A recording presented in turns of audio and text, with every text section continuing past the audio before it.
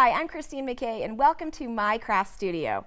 Today, I am excited to introduce you to a really well-known blogger, Leanne Jacobs, and her blog is Organize and Decorate Everything. That's right. So do you mean everything? Everything. Organize every room in your house, decorate every room in your house, decorate yourself, organize yourself. So give me an example of like something that you've decorated that your husband looked at you and said, you are insane, you've lost your mind. Probably when I made a mirror out of knives I got at the DI. It was you a little like, okay, that you're and a it little crazy. hangs over our bed. I can see where you'd be a little concerned with that, Leanne. So tell me, like why? Like, what is your message? Like, why do you think it's important to decorate everything? I just think it's nice to come home to a home that's yours, that you love, that represents you and your family, and things that you love in it. So I love to organize to where everything's where it belongs, and I love to decorate, and I like to combine the two a lot. So what would you say to somebody that is just like, I'm not creative, I can't do it?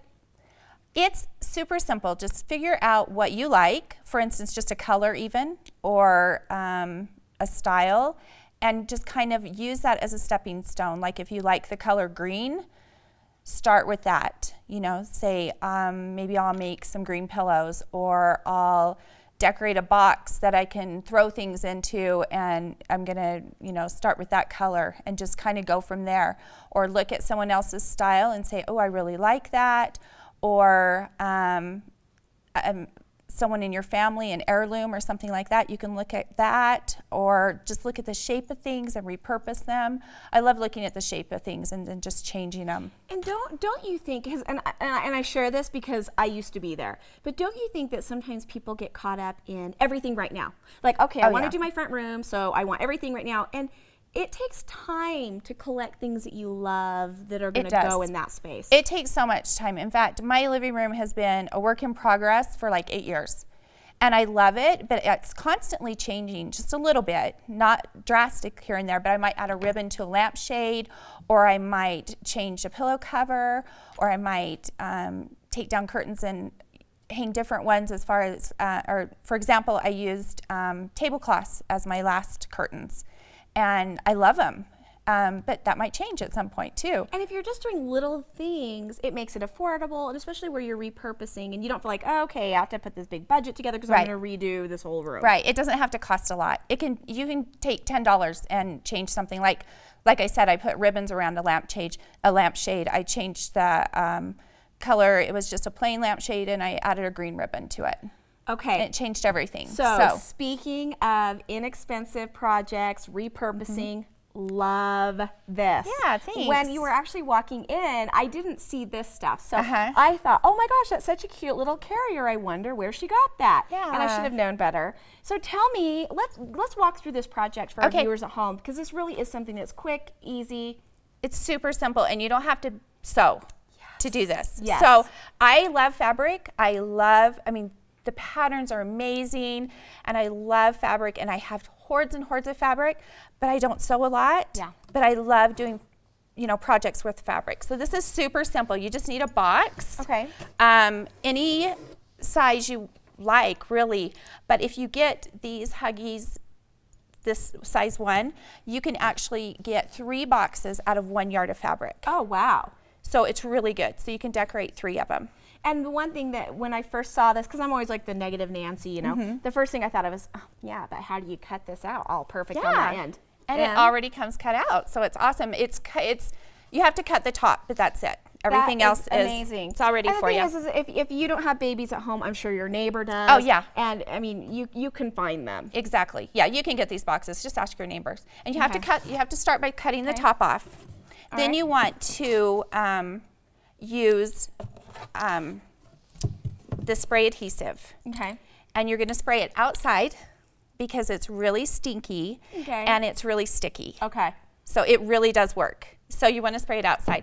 And then you're just going to spray inside the box, and I also spray the fabric because then you wait about a minute, and then you stick it down together. And then both the sticky sides can kind of marry. Yeah, it's much easier if you spray both. Okay. So it just works much better.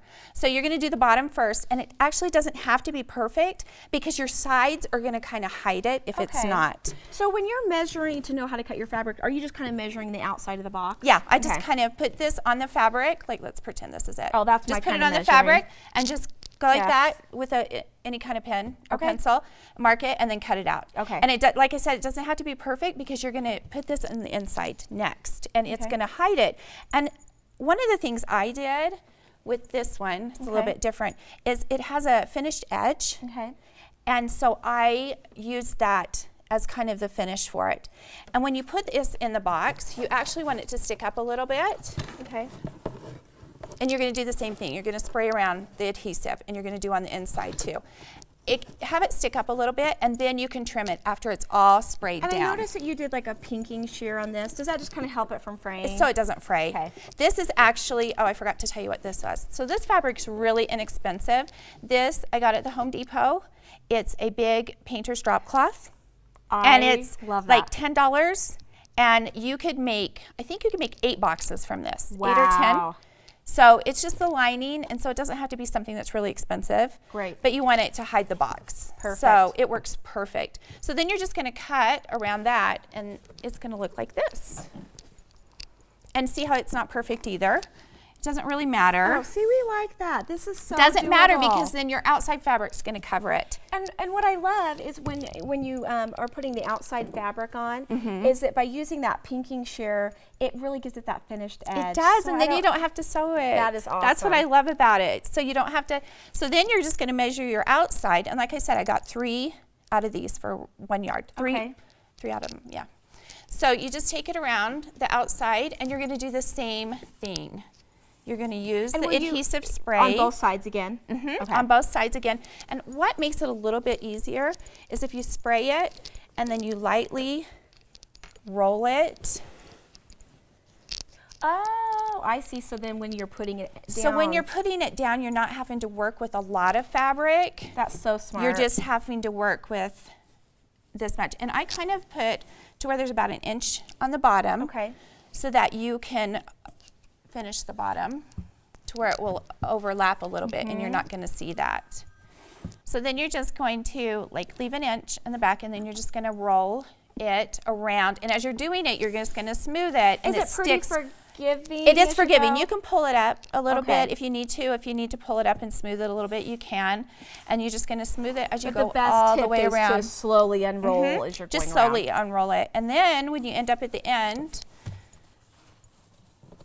you're just, because it's, you're going to make sure that the pinking sheared side is on the top. On the top. Oh my gosh! And you know what? I didn't and even then you see can't that. even tell. tell. You really can't tell. It just blends in really, really well. I didn't even notice that. Yeah, you can't even tell. So then you're just going to take the bottom, and you're going to do the same thing. You're going to do a little bit of spray adhesive.